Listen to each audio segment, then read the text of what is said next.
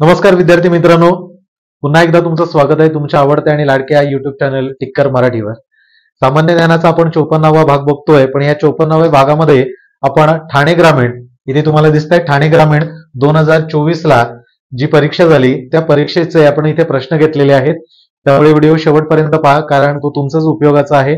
आणि link share करत जा आणि आवडलं तर लाईक जरूर करा. जास्त वेळ न घालवता आपण आपल्या प्रश्नाला सुरुवात करूया.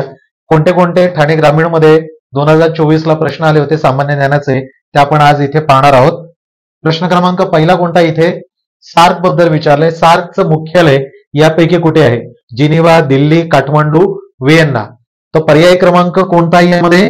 पर्याय क्रमांक सी, काठमांडू या ठिकाणी सार्कचं मुख्यालय. याची माहिती जाणून घेऊया.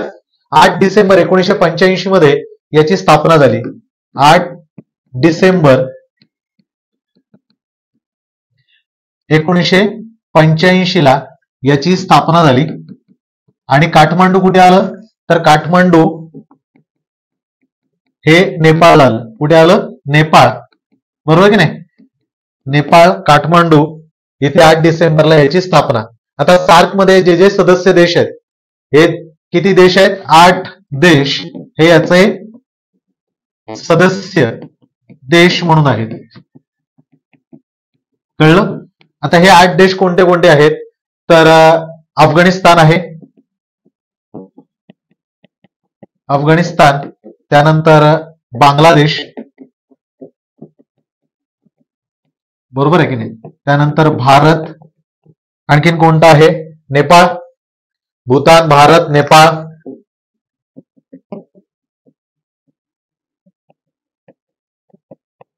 1 2 3 4 5, बरोबर आहे. मालदीव, पाकिस्तान,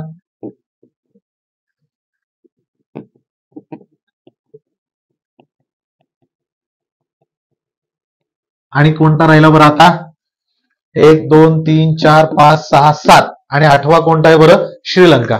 बरोबर की नाही? तर हे 8 देश, श्रीलंका, असे 8 देश हे सार्क मधले सदस्य देश आहेत. कधी कधी आपल्याला विचारलं जातं, आता हा असा या पद्धतीने प्रश्न सोपा विचारला, कधी कधी आपल्याला सदस्य देश किती आहेत किंवा खालीलपैकी कोणता देश हा सदस्य देश आहे सार्कचा, एकच असेल, यापैकी कोणता तरी एक देश हा आपल्या पर्यायामध्ये देतील आणि ओळखायला लावतील हा सदस्य देश आहे का, किंवा बाकीचे 3 जे आहेत ते सदस्य देश नसणार. तर या पद्धतीने विचारतात. म्हणून 8 आपल्याला ही नावं माहिती असली पाहिजे. अफगाणिस्तान, बांगलादेश, भूतान, नेपाळ, मालदीव, पाकिस्तान, श्रीलंका. यापैकी आपण बांगलादेश याच्याबरोबर सर्वाधिक जी सीमा आहे 4096 किलोमीटरची, अफगाणिस्तानाबरोबर 108 किलोमीटरची, बरोबर आहे की नाही? हा, तर ही काय करतो आपण? सर्वाधिक सीमा जी आहेत. आणि 100वी घटना दुरुस्ती ही बांगलादेश बद्दल होती, हे लक्षात ठेवा. बरोबर की नाही? चला पुढच्या प्रश्नाकडे जाऊया. खालीलपैकी कोणती, आता हा सायन्सचा प्रश्न आहे त्यामुळे आपण हा सोडून जाऊया. पहिली पंचवार्षिक योजना हॅरॉल्ड डोमर, बरोबर की नाही? पहिल्या पंचवार्षिक योजनेच्या कालावधीत, म्हणजे हे बघितल्याबरोबर मी सांगितलं. आता ही कालावधी काय होता पहिल्या पंचवार्षिक योजनेचा? आता हॅरॉल्ड डोमर या मॉडेलवर आधारित होती पहिली पंचवार्षिक योजना.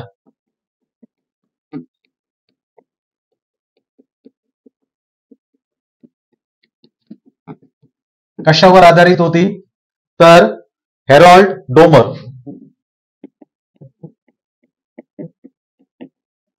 या प्रतिमेवर आधारित काय होती? पहिली पंचवार्षिक योजना. आणि काय होती ती? 1951 ते 56. बरोबर की नाही? पर्याय क्रमांक डी हे आपलं उत्तर आहे. आता देशांतर्गत उत्पादनामध्ये किती वाढ झाली? तर यामध्ये देशांतर्गत किती? तर 15% वाढ झालेली आपल्याला इथे दिसून येते.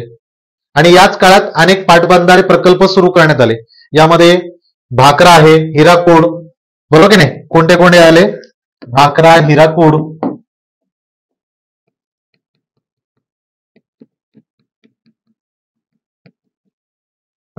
हिराकूड जे आहे, बरोबर आहे की नाही? हिराकूड धरण, असे अनेक, दामोदर खोरे, बरोबर की नाही?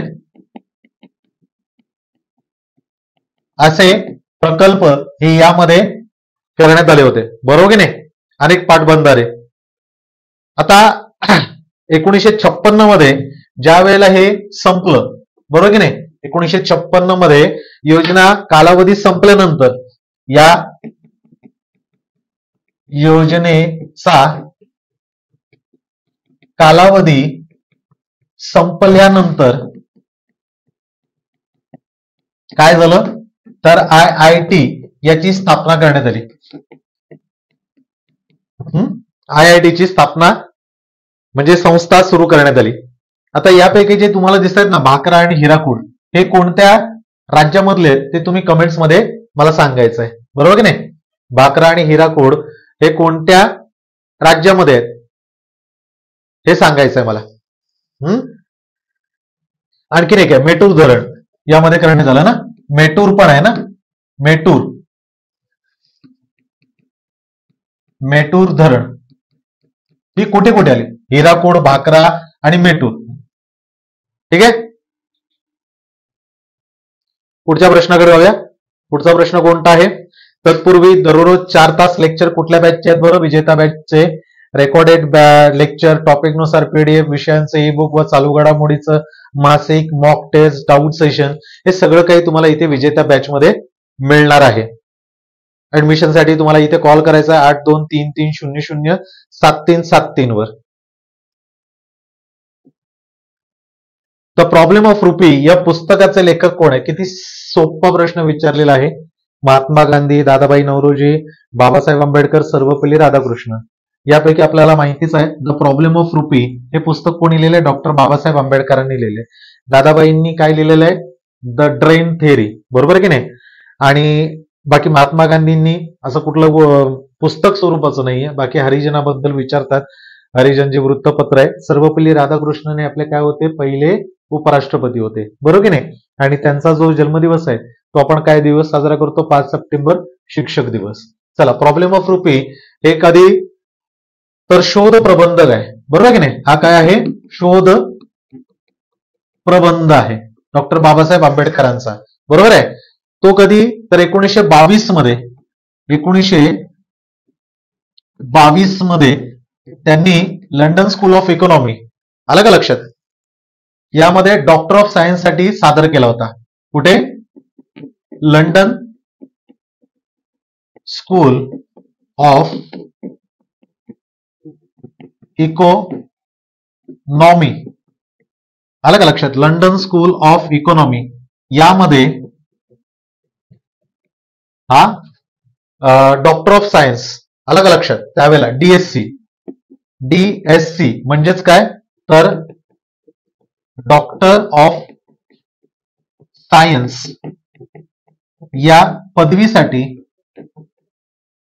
त्यांनी सादर केलेला जो प्रबंध होता, तो प्रबंध थिसिस कुठला होता, द प्रॉब्लेम ऑफ रुपी. हे लक्षात ठेवा.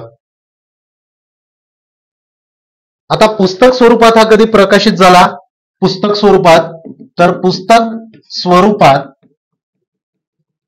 हा प्रकाशित झाला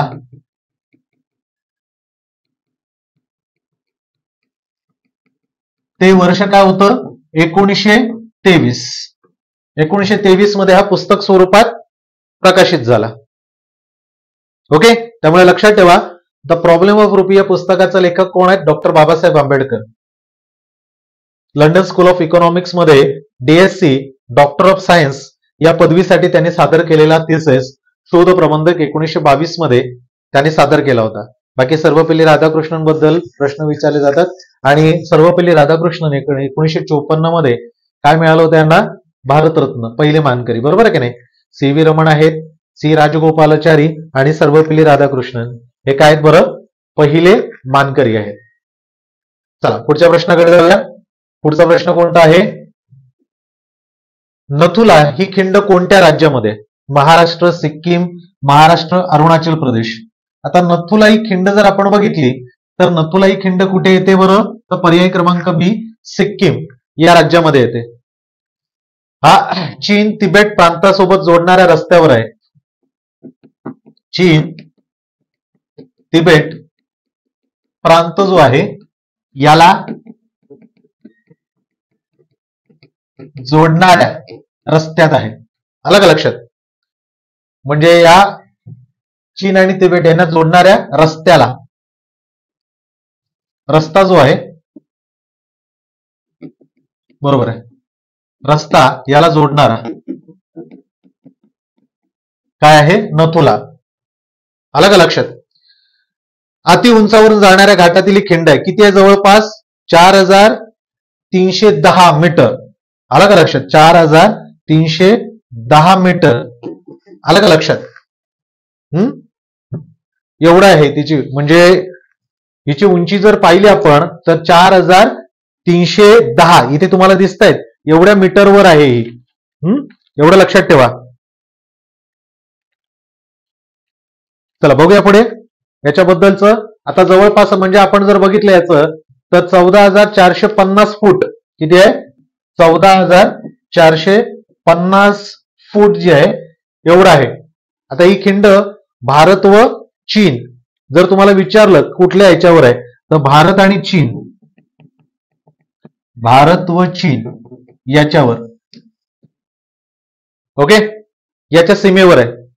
आणि 2006 हा मार्ग खुला करण्यात आला याच्या सीमेवर. आणि 2006 काय केला, हा मार्ग जो आहे खुला करण्यात आला.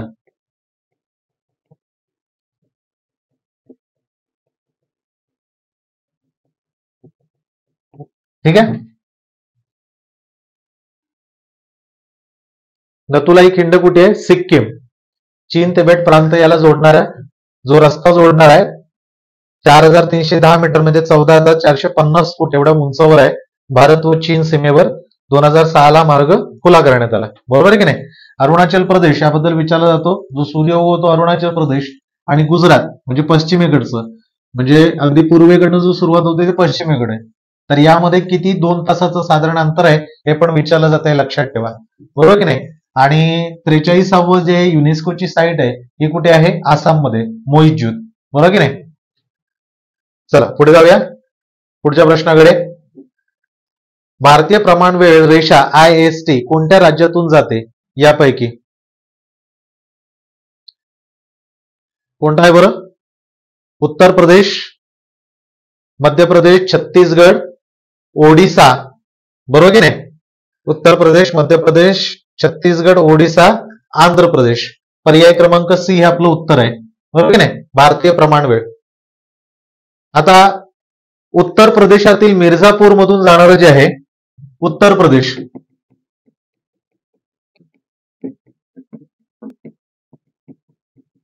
मिर्झापूर या मधून जाणारे जे आहे कोणता आहे बरं? हा 82 डिग्री 30 मिनिटं. 82 डिग्री 30 मिनिटं. आलं का लक्षात? पूर्व रेखावृत्त हे प्रमाणित आहे. काय आहे? पूर्व रेखावृत्त हे प्रमाणित आहे. प्रमाणित रेखावृत्त म्हणजे देशासाठी प्रमाणित वेळ मानली जाते. हा, ही देशासाठी प्रमाणित वेळ मानली जाते.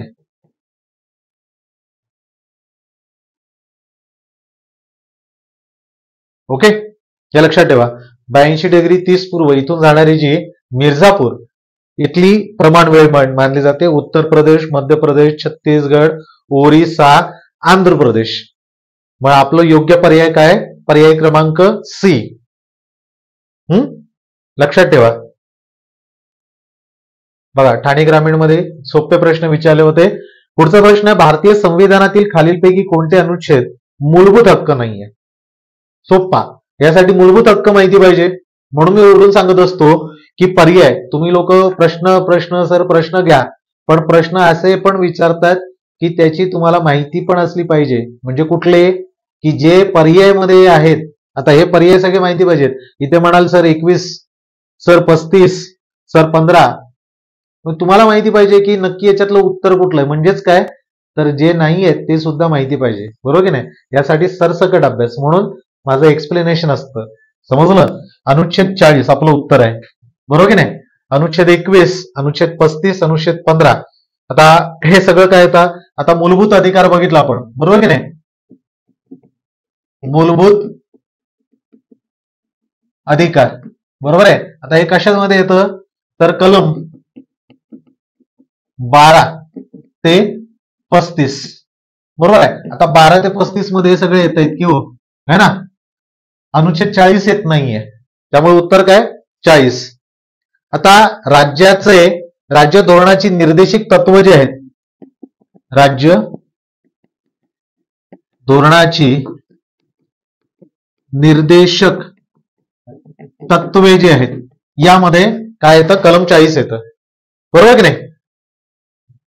40 कलम जे आहे, कलम 40 आपण लिहितो ना, कलम 40 हे त्या अंतर्गत येतं, बरोबर की नाही? आणि हे कशासाठी आहे? तर मार्गदर्शक तत्वामध्ये यामध्ये ग्रामपंचायती याच्या संघटनेबद्दल आहे.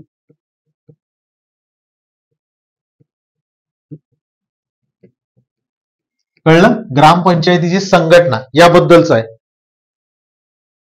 आता तुम्हाला माहितीच आहे ना, कलम 15 काय बरं? कलम 15 हा धर्म, जात, वंश, लिंग, आलं का लक्षात? जन्म ठिकाण यावरून कोठेही भेदभाव केला जाणार नाही.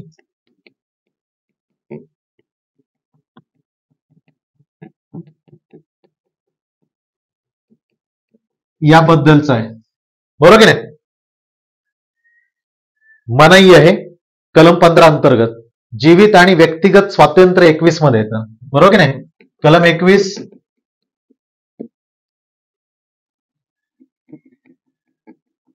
जीवित व व्यक्तिगत स्वातंत्र्य हे काय येतं? कलम 21 अंतर्गत येतं, बरोबर की नाही? आणि 35 संसदेला मूलभूत हक्क जे आहेत, हा कलम 35 मध्ये काय येतं? तर संसद जी आहे याला मूलभूत अधिकार जे आहेत, मूलभूत हक्क, या मूलभूत हक्काबद्दलच कायदा करण्याचा अधिकार हा कोणाला आहे? संसदेला. हा कलम 35 अंतर्गत आहे, हे लक्षात ठेवा. कलम 35 काय सांगतं? तर मूलभूत हक्क जे आहे याबद्दलच काहीही निर्णय, कायदा करण्याचं काही ते संसदेकडे आलं.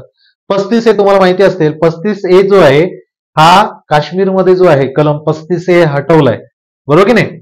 आणि आणखीन एक कुठला बरं? 370.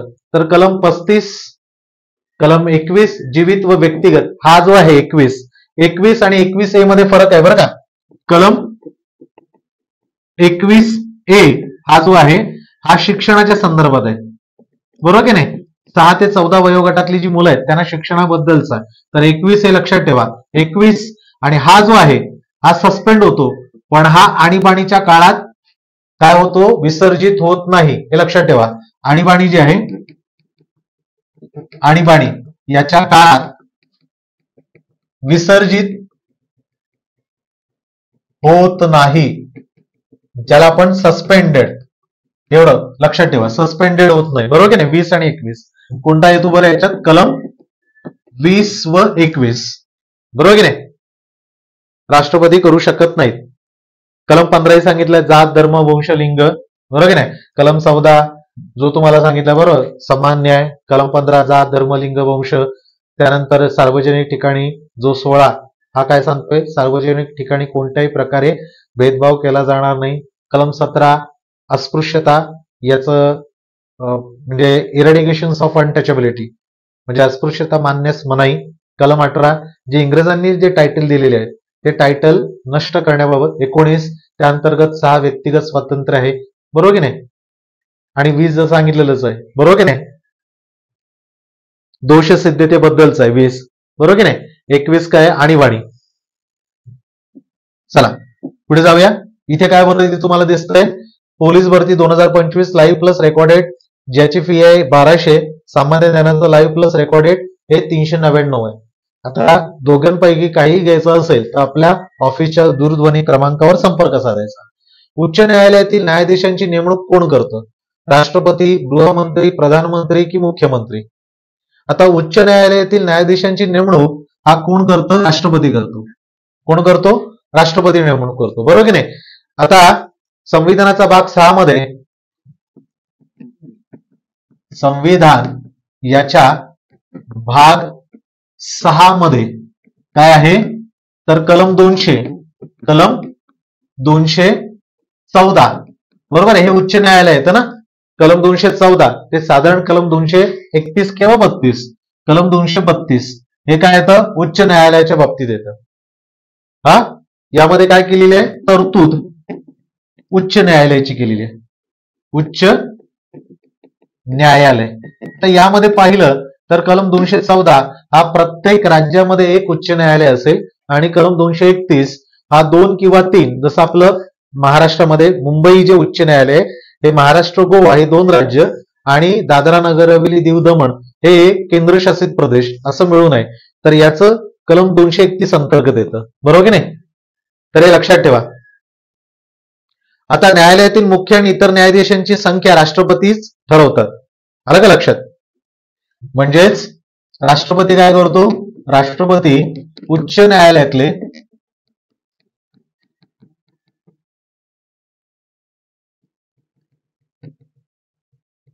न्यायाधीश जे आहेत याची संख्या, आता ही संविधान सुद्धा ठरवते, लक्षात ठेवा. ओके. संख्या जी आहे, हा बरोबर, संख्या ही राष्ट्रपती नाही, संख्या ही संसद, बरोबर की नाही. हा, याची मुख्य न्यायाधीश, राज्याच्या मुख्य न्यायाधीश व इतर न्यायाधीश,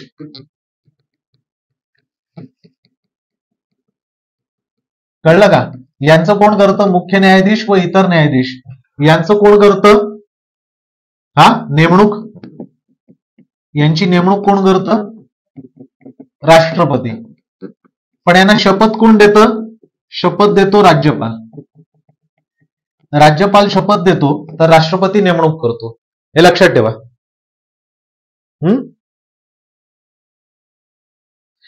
आता कलम 217 अंतर्गत काय आहे तर कलम 217 अंतर्गत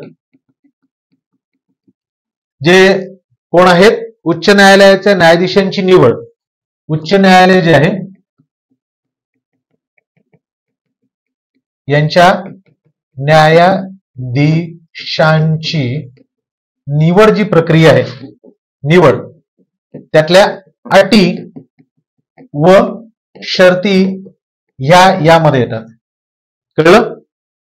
आता अर्थातच सर्वोच्च न्यायालयाचा सरन्यायाधीश हा काय करणार तर यांची नियुक्ती जी आहे, हा म्हणजे सरन्यायाधीश त्याला कॉलेजियम पद्धतीने केलं जातं, बरोबर की नाही. सरन्यायाधीश हा राज्यपाल आणि सरन्यायाधीश यांचं काय होईल? चर्चा होईल आणि ते राष्ट्रपतीला सांगतील आणि तसं राष्ट्रपती काय करतील? नियुक्ती करतील. सध्या मुंबई उच्च न्यायालयाचे कोण आहेत? 48वे आलोक आराध्य आहेत. 47वे कोण होते? देवेंद्र उपाध्याय, बरोबर की नाही. मुंबई उच्च न्यायालयाची स्थापना कधी झाली? ऍक्ट 1861, स्थापना 1862, बरोबर की नाही. चला पुढच्या प्रश्नाकडे जाऊया. वातावरण बदलासाठी वसुंधरा परिषद म्हणजे ज्याला अर्थ समिट म्हणतात ती 1992 साली झाली. ती यापैकी कोणत्या ठिकाणी झाली बरं आहे?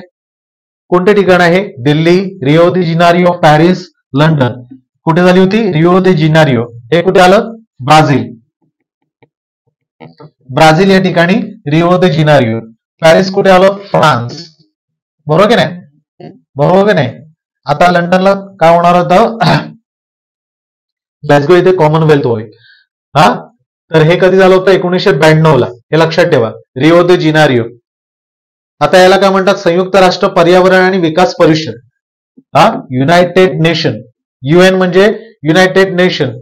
CED, सीईडी म्हणजे काय? संयुक्त राष्ट्र हा क्लायमेट, सी फॉर पर्यावरण, ई फॉर काय आहे? हा विकास परिषद, हा environment, climate and environment development, बरोबर की नाही? विकास परिषद, पर्यावरण आणि विकास परिषद.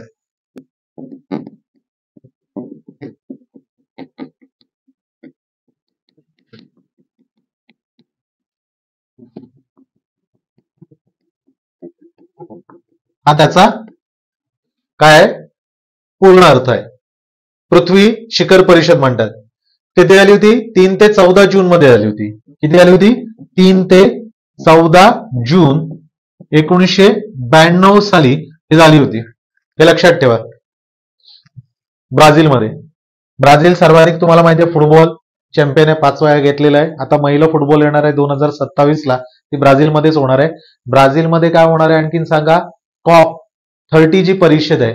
ब्राझील महत्वाचा ठरतो कारण कॉप हा कॉन्फरन्स ऑफ पार्टी, पर्यावरणाच्या बाबतीतली कॉप 30, आणि आणखीन काय बरं, तर इथे G20चा हा सदस्य म्हणजे आता काय 19वा अध्यक्ष आहे.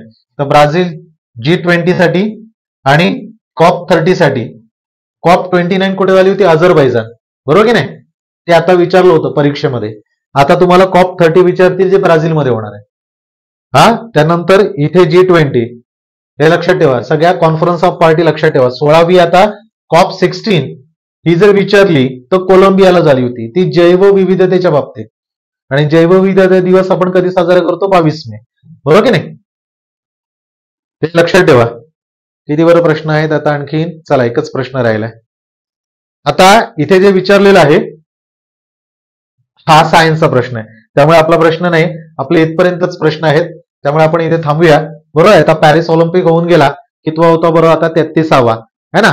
भारताचा नंबर कितवा होता हे तुम्ही मला सांगायचं ऑलिम्पिकमध्ये. आणि भारताने एकूण पदक, एक तर रौप्य पदक मिळवलं जे आपला नीरज चोप्रा जो भालाफेक आहे आपला पट्टू, त्याच्या रूपाने मिळालं रौप्य एकच, आणि 5 ब्रॉन्झ मिळाले. त्यांची नावं सांगायची. ऑलिम्पिकमध्ये भारत कितव्या क्रमांकावर होता हे तुम्ही मला सांगायचं. ठीक आहे. तर आपण आता इथे थांबूया. हे आपले काय आहेत बरं? हे टेलिग्राम लिंक आहेत. हे आपलं ऍप आहे. ऍप डाउनलोड करून घ्या. हा आतापर्यंत केलं नसेल तर डाउनलोड करणं फार महत्वाचं आहे. आणि सर्वात महत्वाचं सबस्क्राईब करणं. सबस्क्राईब केलं नसेल तर करून घ्या. लिंक शेअर मात्र जरूर करा.